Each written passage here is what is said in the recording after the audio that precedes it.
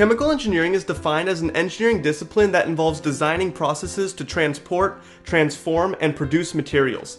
Chemical engineers have knowledge of physics, chemistry, biology, and math to design these processes. Now, chemical engineers have a wide range of careers they can go into, which is definitely a perk of this major and one I want to talk about first. So for one, you can go into biotechnology and the pharmaceutical industry, where you design facilities that use enzymes and microorganisms to create new drugs. Companies like Pfizer or Merck are examples of this. You could go into environmental engineering applications, in which they try to reduce the volume of pollutants that enter the air, waterways, and soil. Think of catalytic converters on our cars, which need to be designed to minimize the amount of harmful material that is released. Catalytic converters are essentially just small chemical reactors that aim to reduce the amount of harmful substances released by the car. You could also go into semiconductors and electronics, which is actually very big for chemical engineers that lots of people don't realize. Think about companies like IBM and Intel that design and manufacture microchips and other computer parts. You'd think these places would mainly hire electrical or computer engineers, but these places are huge on hiring chemical engineers. To manufacture these microchips, they start with large silicon crystals that are then cut into wafers. Then the transistor architecture is pressed onto this material. The transistor design is left for the electrical or maybe computer engineers, but the framework or foundation and the process that makes it happen is what the chemical engineers do. Overall, there's a lot of chemical design and chemical processes involved in making those chips. You could work on industrial chemicals like detergents, soaps, and cosmetics, like at Procter & Gamble or Johnson & Johnson. Most people don't realize just how much work goes into that one bottle of detergent you get from the store. You could work on food production like at Nestle or Kraft, or wine and other alcoholic beverages like at Budweiser. You could work in petroleum engineering like at an oil refinery that turns crude oil from the earth into gasoline, diesel fuel, heating oil, etc. You could work for companies like Shell or Exxon, which hire a lot of chemical engineers. So while a petroleum engineer may specialize in designing the equipment to extract the crude oil from the earth, chemical engineers may focus more on designing the equipment that implements the chemical reactions which turn the crude oil into something useful like gasoline or diesel oil, as you can see in this picture, which would be found at the refinery shown above. You could work in alternative energy.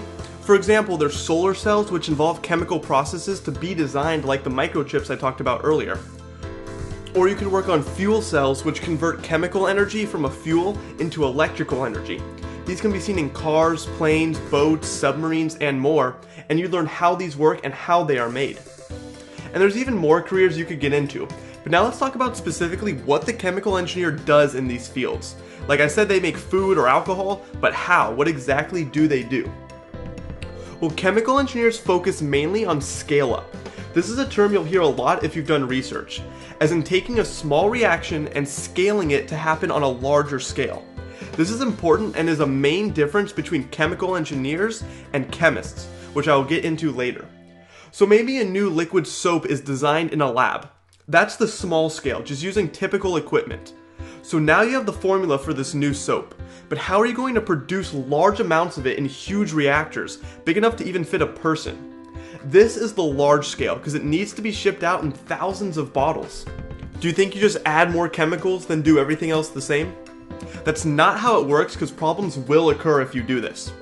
So chemical engineers focus mainly on chemical process design, like designing a processing plant, or a big one for them is designing chemical reactors, which is where the large-scale chemical reactions take place.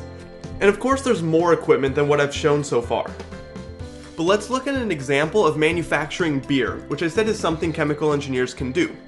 Well, there are people out there that brew beer at their house. But this is the smaller scale. Chemists or chemistry majors could understand on a deeper level the chemical reactions that take place during this process and could look for ways to improve it. But if we look at a company like Budweiser, they have to produce large amounts of beer, so they don't have some home station. They have large reactors that make the beer, and this is where the chemical engineers come in. You can't just take that same at-home formula and make everything bigger. Lots more has to be taken into consideration. So to make that reactor, you have to size it properly. You need to design the cooling jacket, which is a layer of cooling water that surrounds the reactor to maintain the proper temperature, because you don't want it to get too hot. You need to design all the safety components such as the temperature sensors, the flow sensors, and the control systems that go along with them. If the temperature sensor says it's getting too hot or cold, the control system tells a valve that is letting in steam to open or close based on the temperature. This seems like something an electrical engineer might do, but chemical engineers will see this as well. You'd also have to design the pressure release valves to maintain proper pressure within the reactor. On a small scale, you can use a simple valve, but with a huge tank there needs to be a very specific pressure release valve. Also on a small scale, you can just pour in materials like the yeast to make the beer.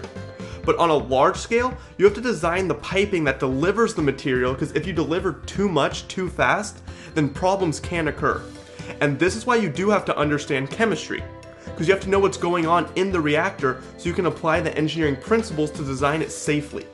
How fast a reaction happens has to do with kinetics, which I'll talk about soon.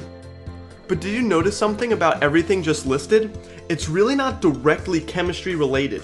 You have to understand the chemical process going on in the reactor that makes the beer, but there's so much more like the valves, controls, pipes, sizing, etc. that isn't directly chemistry related. And this is where chemical engineering and chemistry are different. A chemist would not be doing everything just listed, as that contains a lot of engineering rather than strictly science. So to be more specific, a chemist or chemistry major learns more about the reactions on a smaller scale, and they have a deeper understanding of those reactions. So if you want to be the person who puts on a lab coat and works solely with chemicals, chemical reactions, formulas, etc., then you'd probably want to major in chemistry or maybe even biochemistry if you want to look at the chemical processes within living organisms. But you would need to get a master's and even consider a PhD. Those are the people who are designing the new types of medicines, gels, detergents, and so on. But then they usually hand off that information to the chemical engineer, who then scales up that process. And they design the plant, the reactors, and so on, where that same chemical reaction will happen, which is why they still need to have an understanding of the chemical reactions. But much more needs to be accounted for. Now, I will say that this isn't always the case, so don't take it as a guarantee. There are chemical engineers who do work in a lab and work on chemical design like a chemist would. But usually they work on more of the large-scale plants and reactors, which involves so much more than just working with chemicals. Now I want to briefly go over their curriculum. Chemical engineers take all the same calculus classes as pretty much all other engineering disciplines, and they do apply it in their other classes. So yes, chemical engineering does have a good amount of math, even calculus level math, and it is more math intensive than the chemistry curriculum. So that's just something to keep in mind. Now they also take general chemistry, organic chemistry, and most will also take physical chemistry. Each of these take about a year to complete, but schools may differ. And note, these are all chemistry classes. They are not listed as chemical engineering classes. And this is the main similarity in terms of the curriculum between a chemistry major and a chemical engineer and even a biochemistry major. Those majors will take all of these courses. They aren't the only similarities, but a good amount. In general chemistry, you go more into depth about lots of chemistry concepts such as chemical equations, chemical formulas, atomic structure, etc. The beginning of this class would be similar to high school chemistry, then you learn more topics later on. In organic chemistry, you learn about carbon-containing compounds. This has a lot of applications in drugs and medicine, but in the class you'll learn functional groups, three-dimensional structures of these molecules, organic reactions, and so on. Then physical chemistry is where you learn about quantum physics and how it applies to chemistry. So you learn more about the physics of how atoms and molecules behave. This is probably the most math-intensive chemistry class that you would take. One important chemistry concept is kinetics that I talked about earlier, where you understand how fast a reaction will occur. Some universities have this as its own class. So if you have a hypothetical example of converting A and B into C, then this may be the starting concentration on the left. And after some amount of time, you have a different concentration, and in kinetics, the foundation is analyzing the speed at which that reaction occurs or how the molarity changes over time.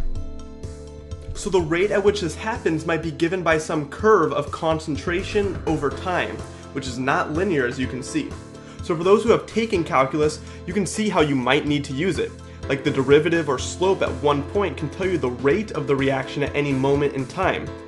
And as you can guess, you'll also get into differential equations. And if you haven't taken calculus yet, don't even worry about this. Just see how kinetics is a very math-based topic, and I just wanted to give a very basic example of how calculus can apply to chemistry. In the real world, a chemist might analyze characteristics of a reaction, then the chemical engineer would take that data and figure out how to design a large-scale reactor where the reaction can occur. So if we think back to the manufacturing of beer on a large scale, I said you have to design the pipes that would add chemicals into the reactor. It all has to be controlled and the liquids need to be applied at the proper rate. If the reaction happens too fast, problems occur, including the reactor possibly blowing up. So hopefully you can see why chemistry is important for chemical engineers, even though they have to focus on many other things. So that was a list of a little bit of the chemistry that you learn, and a lot of these concepts are foundations for what you learn in your chemical engineering courses. But in those courses, although you need to apply some chemistry concepts, you really focus on more engineering topics as well. Like you'll take classes on thermodynamics, fluid mechanics, and heat flow, which a mechanical engineer would see as well. The classes have their similarities, but also their differences as they apply to different applications for each major. These are also very math intensive, where you learn the physics of how heat moves through materials and how fluids behave in different systems. So like when I talked about the cooling jacket for the chemical reactor, this goes on the outside to maintain the proper temperature, and that's where thermodynamics or heat flow would be important, and understanding how heat will move through the reactor. When it comes to designing the pipes to transport the fluids or chemicals, that's where fluid mechanics comes in. The pipes must be able to sustain the proper pressure and speeds the fluids will be moving at. And there are of course many other classes that you take in chemical engineering that I'm not going to go into. Now in the real world, chemical engineers could work on the computer and simulate or model the plant or reactor that they are designing. There is software that even models how liquids will spread throughout a solution as they are being poured in. They could walk around the plant to check on the sensor readings for various reactors to make sure that everything is safe within the area. They could work with other engineers to ensure they are producing enough, that everything is efficient enough, and so on. So as some final thoughts, if you're maybe in high school or early college and you're thinking that you loved your chemistry class more than anything, should I do chemistry or chemical engineering, or maybe biochemistry or something else? There really isn't a right answer, but I will say this. Of the chemical engineers who helped with this video and what I've seen online, a common thing that chemical engineers have said is something along the lines of, I like the idea of doing experiments using beakers and test tubes and the chemistry behind that.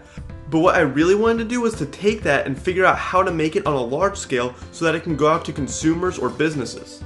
They enjoyed the chemistry, but that was just one part. They also wanted to learn the engineering principles needed to mass produce whatever it is they were most interested in working on. So just to summarize, remember, if you want to strictly work in a lab and do experiments, then you might want to consider chemistry or even biochemistry. But definitely consider getting a master's or PhD if you want to do the high-level design work.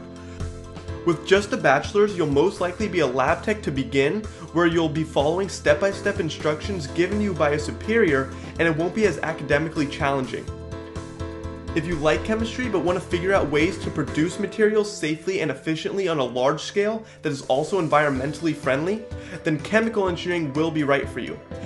Chemical engineers could work in labs like a chemist does, but it's just less common to find that. And also when it comes to chemical engineering, you really just need a bachelor's degree to be qualified for the majority of entry-level positions, which in the US have a median starting salary of $67,000 per year. It'll be very rare to hear of someone with just a bachelor's in chemistry or biochemistry getting that salary right out of school. Chemical engineering is again extremely broad, and there's a lot that you can go into, and you have to have knowledge of chemistry, but also physics, engineering, fluids, heat flow, controls, and so on. So hopefully you now have a better idea of what chemical engineering is and whether it's the right major for you. If you like this video, don't forget to like and subscribe, and I'll see you all next time.